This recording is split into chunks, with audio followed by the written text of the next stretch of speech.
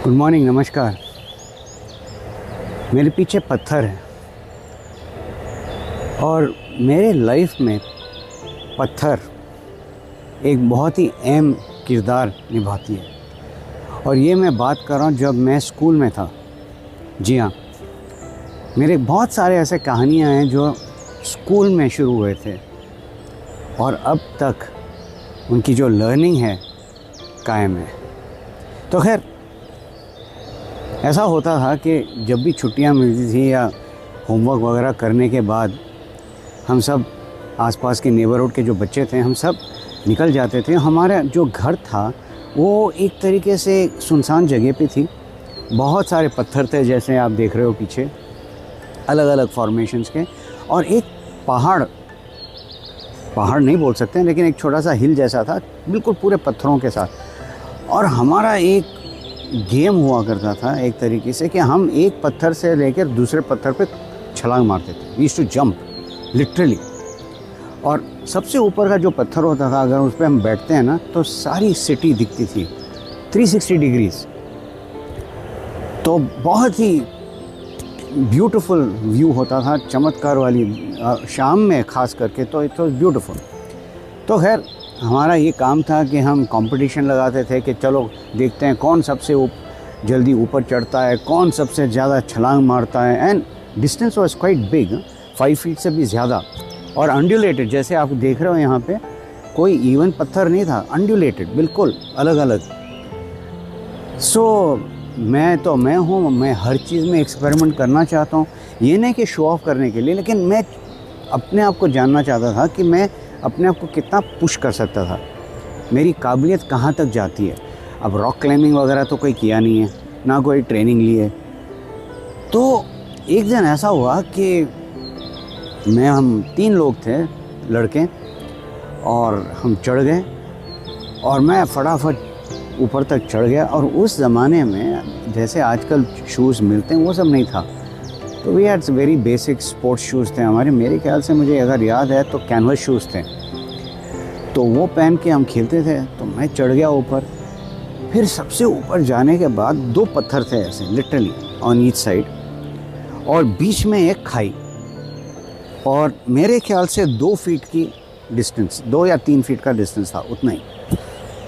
लेकिन जो पत्थर था उसका जो कोना था बिल्कुल स्मूथ था, जैसे आप देख रहे हो, बिल्कुल स्मूथ था।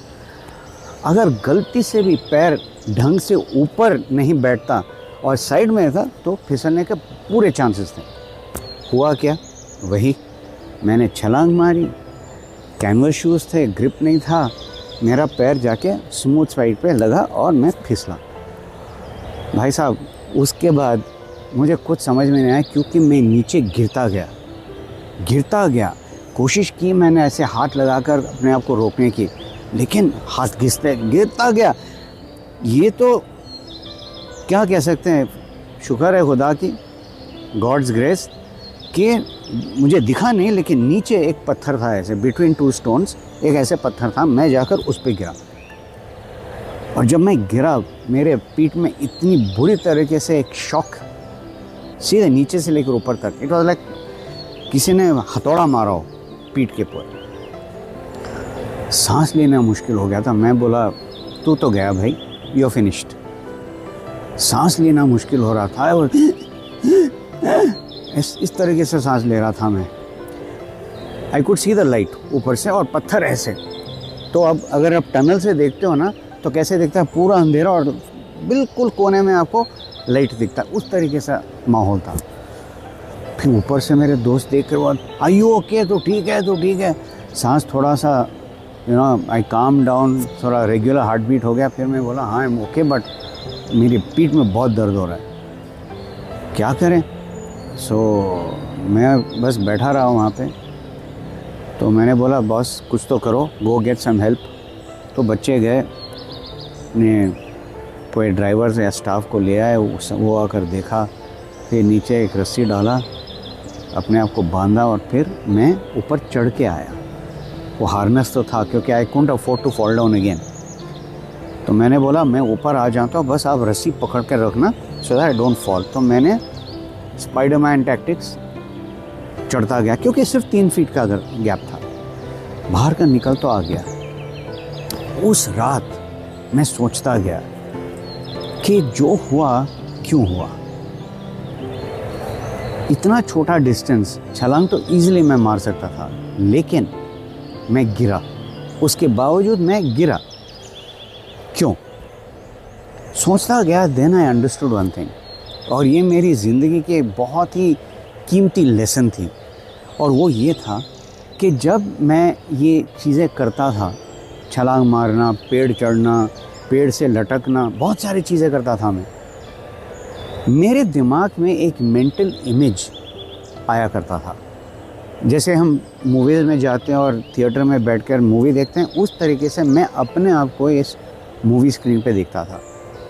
कैसे पेड़ चढ़ रहा हूँ, किस तरीके से हाथ जा रहे हैं, पैर कहाँ जा रहा है, कैसे ग्रिप कर रहा हूँ, कौन से ब्रांच को पकड़ूंगा। सिमिलरली अगर मैं छलांग लगाता हूँ तो दौड़ के जाना है या ऐसे ही छलांग मारना है। अगर छलांग मारूंगा तो हाथ कहाँ गिरेंगे, पैर कहाँ गिरेंगे, ये सारा प्ले आउट होता था मेरे दिमाग में।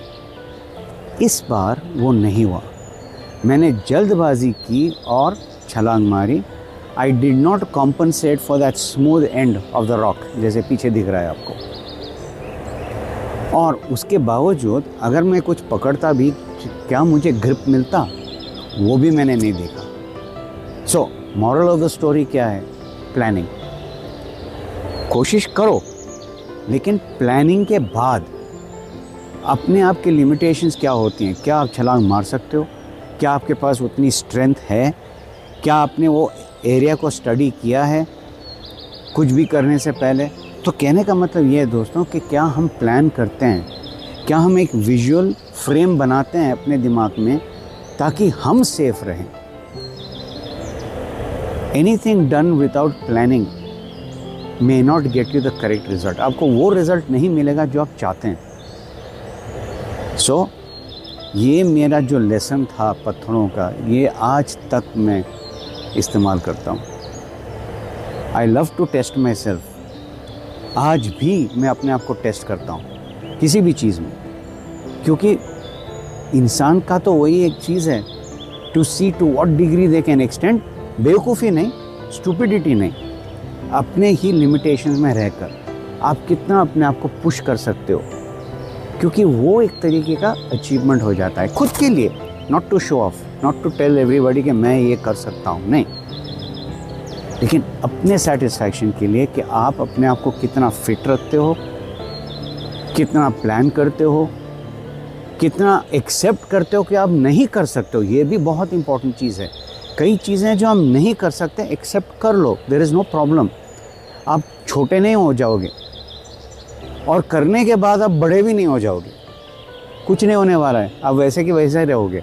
बस एक ही सेटिस्फैक्शन होगा कि आप कुछ एक्स्ट्रा कर सकते हो अपने लिए। तो मैं आपके साथ ये एक छोटी सी सवाल छोड़कर जा रहा हूँ।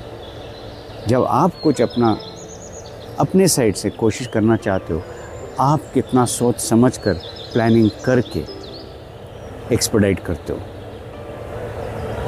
सोचिएगा ज़रूर। Have a lovely day.